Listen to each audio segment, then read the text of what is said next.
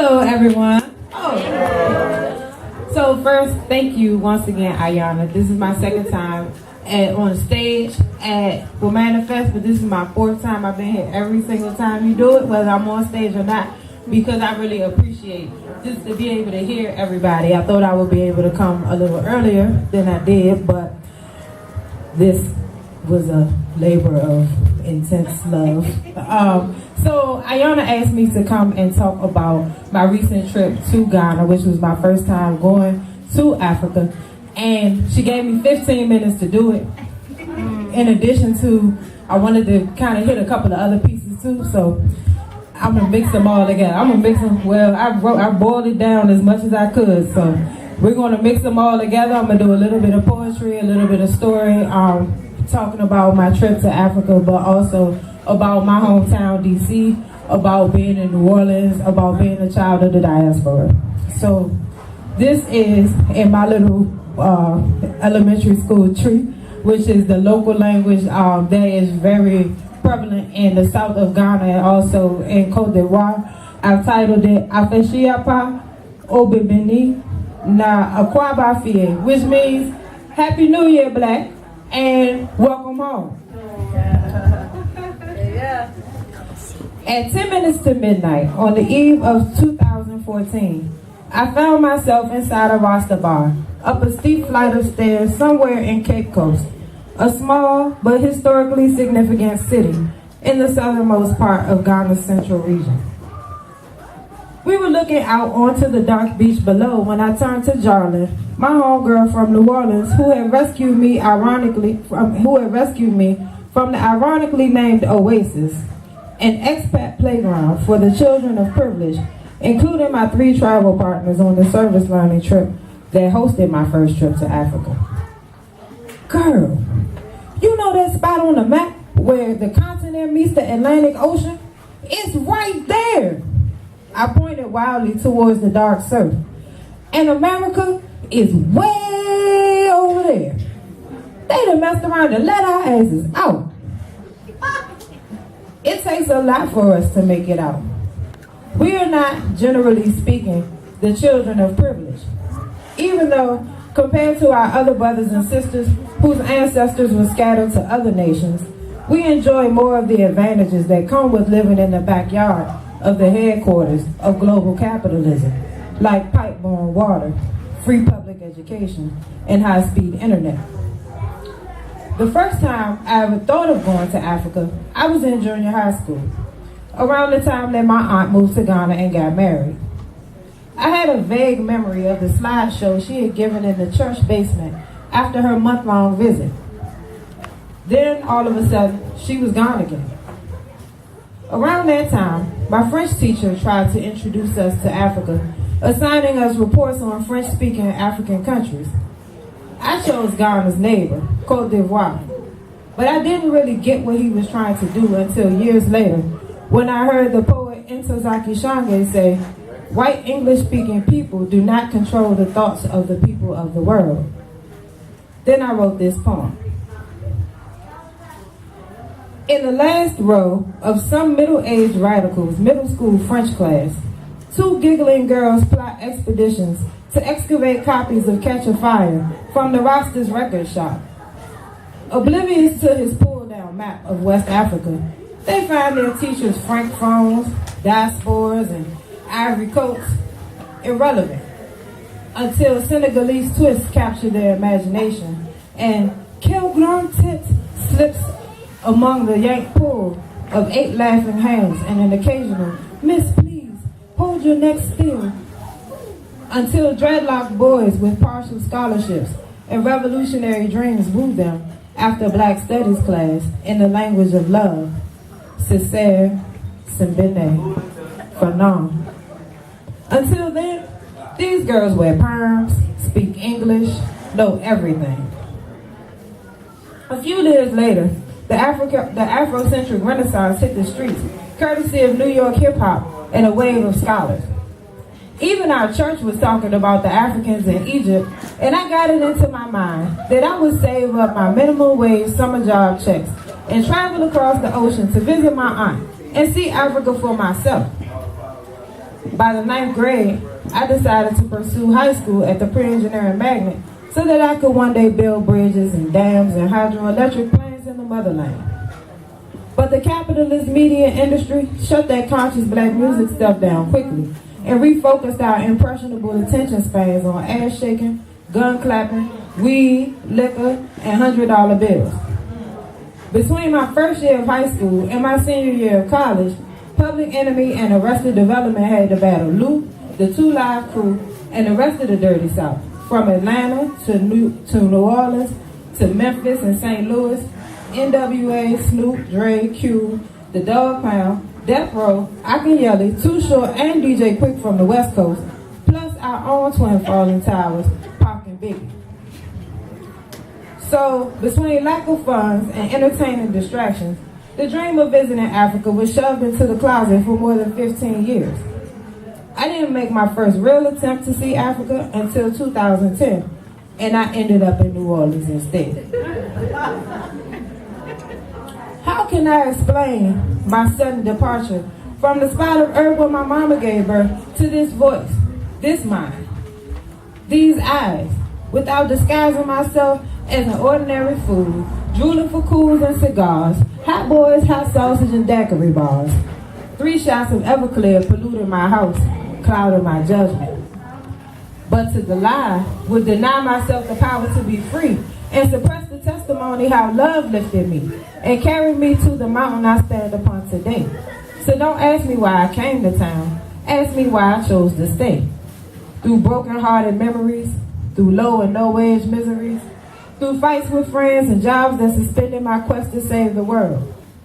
It's easier to point to spring and winter, man choose jeans and homemade dinners with 3 sides, cake, and a cold drink, than to explain how New Orleans has changed what I think about me. Best to describe how my hometown sound seems to pop out of nowhere when I feel worn down. Best to describe how I crave second lines, how I singing and dancing conjure something divine, like church on the Ave but with beer and buck jumping, to unclothe the truth and be told that I'm fronting. Look, I'm standing naked before you. Don't you want more than my sex? Best to leave out my first steps in the NO, trailing the red-headed organ grinder, while charity sidewalks dripped with reminders that Chopper City was more than a notion. So I tucked myself safely in bottles of potion in the ocean of bodies on Rue de Bourbon, powdered my nose at Cafe Du Monde. Ventured as far as the St. Charles streetcar, decided the city had too many bars to risk moving here. So I left without doubt that I end up burnt out in the quarter, leaping from the breast with an S on my chest or a hole in my heart wishing I packed the rest. And I never looked back. Now I wish that I had while the queen was intact, before Katrina broke her back and opportunists tried to wash the black out her bones. So don't ask me why I came, ask me how I made it home. After the last bead was thrown, in between the parades, I paused because I never heard such poetry, and stayed for the love Nola people showed me. Adopted me and their families like it was the most natural fact. Never had a man tell me, I'm your pop, and you have a right to every drop of the love in my heart. I got more than enough. I'm not going to run out when you're going to get stuck, until God led me to Zion. So laugh if you must or accuse me of lying. I know those first months felt like I was dying.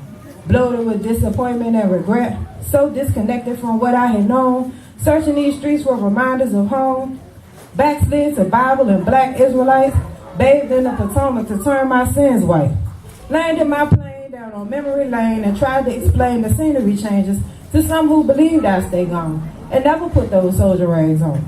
But I stayed because I prayed, and God made a promise. Sometimes we beef, but God's honesty is unimpeachable. Even when I'm unreachable, because the ego and lust have distorted our connection. He cracked my hard head and poured in some lessons. Then with strength and compassion assured me of the numberless miracles stored here for me, down in this bayou, and I claim everyone, in the name of the Father, the Mother, and Son. I am their daughter, carrying on since they passed through that water in the belly of ships like lambs to be slaughtered. So I submitted my application to teach for a year in Africa, just a few days after I had come back from that visit to New Orleans. But I was already smitten and bitten by the 504, So when the Afehyia program offered me a placement in Kano State, northern Nigeria, it wasn't too hard to consider turning down the opportunity. In hindsight, I'm glad I paid my own cost the first time, rather than let Afehyia or the Peace Corps or Fulbright pick up the tab. Although I'm still paying off the credit card debt I racked up to make the trip possible, each payment helps me to appreciate how difficult it is for the average Black American to simply go back to Africa. If you manage to break through the mental barriers that keep so many of us from even considering Africa as a travel destination to begin with, you still have to contend with the cost of airfare, visa, passport, immunization, anti-malarial pills, lodging, meals, water sachets, foreigner admission prices to tourist sites, trotro and taxi fares, and incidental costs that the average single Black American will find steep, even with the U.S. dollar exchanging for over 2.5 Ghana cedis. If you have a spouse and a couple of children to bring along, you'll need nearly 10,000 U.S. dollars just to get there and back. And if your ancestors landed in the Caribbean or in Central or South America, you could practically forget about ever seeing Africa. This makes the mainstream media depictions of Africa and Africans incredibly toxic for us. But that's another story, and I don't have a lot of time. So let us go back to Africa, back to Cape Coast on New Year's Day. We were scheduled to tour one of the 30 slave fortresses built by Europeans along Ghana's southern coast. I myself cannot call these places castles, as though someone noble or fit for leadership ruled from within their whitewashed stones and some bleached Spanish tiles, but that's how they're described. I chose that day to fulfill my promise to rock Sea Freedom's t-shirt in the motherland and bore "Who That Coming With Me" on my chest as a silent invocation to all my friends back here in the United States who could not come home yet, who were dependent on me to bear witness and testify upon my return until we could build a bridge strong enough to carry us all back. A black skirt, gold sandals, glass beads cut off a Mardi Gras truck, and cowrie earrings from Mama Suma's shop in Diverse City Mall made me feel connected to both coasts as I set out on the solemn pilgrimage that lay before me. Ever since watching Haile Gerima's movie Sankofa, I have wondered how I would react to visiting one of these fortresses. While flying over Africa 5 days before, I had written in my journal, I wonder if my ancestors dared to predict or dream of this moment when they were riding across that ocean, standing on that auction block, watching friends, family, lovers being brutalized, picked over, separated, murdered. Did they dare to predict that one of their daughters would set foot back on our homeland? I keep crying every time I think of them. All that they have gone through since the first of them were brought as hostages to the stolen territory known as the United States. If I'm this emotional from several thousand miles above the surface, I have no idea how it's going to be to smell and touch those dungeon walls.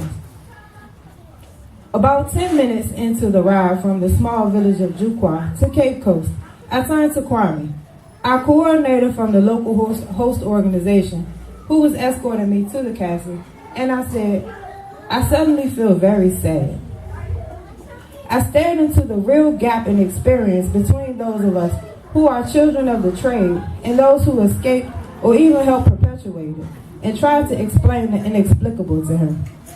In moments, my eyes were flooded with images of people being marched from villages all over Ghana, down through these areas to the coastal forts, having no idea for what awaited them. I wailed over their total lack of anticipation for the dark, cramped, funky, painful ride across the Atlantic Ocean, and the endless disregard for their rights as a human being that awaited them here. Conditions incomparable with the lives they had known even as slaves among the warring kingdoms that populated pre-colonial Ghana. My family history does not begin with the transatlantic slave trade. So as we entered the vicinity of the fortress, I wept for my ancestors, whose names I would never know, who marched those paths, whether they walked as Ghanaians, or Senegalese, or Congolese, or citizens of other territories along the coast, or even the interior. By the time we exited the taxi and stood in the shadows of the so-called castle, My tears had dried into a sullen silence. Face to face with their final point of departure, I felt destructive. When I saw people buying and selling snacks, negotiating prices for crabs just outside the gate, I wanted to flip shit over like Jesus in the temple. Just then, an older gentleman appeared in front of me. "Can you help me with some money?" he asked. "I want to get something to eat." My eyes, dilated from visions of a sacked and pillaged fortress, refocused on his bright green shirt and the graying natural coiling out of his scalp. "You know what?" I said, reaching into my bag. "On behalf of my ancestors, who I am here to honor, I will give you something." "Thank you," he said, taking a note for 10 Ghana cedis, roughly equal to $4. "As long as we have colleagues, we will not starve." He introduced himself as Baba Ibrahim, or Father Abraham, of Mori, a former laboratory scientist. We spoke for a bit about the nature of my trip and my feelings toward the so-called Catholic. "It is a very painful thing," he said to me, "but you are here. You have made it back, and the sun is shining. As long as the sun is shining, we can still have hope." It was warm and beautiful that day. The sky and the ocean sparkled their particular blues in stark contrast to the cloud-white stones of the buildings. I passed through the 2 exhibit halls and the guided tour with a kind of muted rage. As a world-famous attraction, Cape Coast, Elmina, and the other 30 or so fortresses are a factor in Ghana's tourism economy. So there isn't a particularly sacred feeling among all the people who gather into the periodic guided tours. Children of the trade are not given free admission or preferential status. We jockey for positions along with the Germans, Chinese, Nigerians, and whomever else happened to show up at that time. About halfway through the tour, Kwame pointed out a woman with a camera and a similar expression of shock, pain, and fury that was spreading across my face with every step. "I think she must be like you." Turns out she was from Suriname, but lived in the Netherlands. Most of our communication, beyond simple introductions, took the form of clicking shutters, as if to say, "Can you believe this shit?" We took a lot of the same photos that day. I did not shed many tears inside the fortress walls, but the pitch darkness of the male slave dungeons overwhelmed me. One small window, cut high into the stone overhead, offered a confused splash of white light that seemed more insulting than illuminating over the days and weeks spent waiting for another ship to depart. Inside the doorway of the female dungeon, thinking of the pregnant mothers and menstruating women bound in the darkness, I pressed my palms against the frame and prayed in vain for Samson's strength. As we left, I saw a familiar sight in an unfamiliar place. Black Star Books, a doppelganger for the home of Liberation Lounge in Little Africa on the west bank of the Mississippi River. Way over here, a few steps from the site of our inhuman bondage. And I began to hum. I know they're watching, ancestors watching. I know they're watching, I know. "How do you feel?" asked Wofa, Kwame's father, a couple of days later. "It is very unfortunate what happened in that place, and you were very quiet when you came back from Cape Coast that day."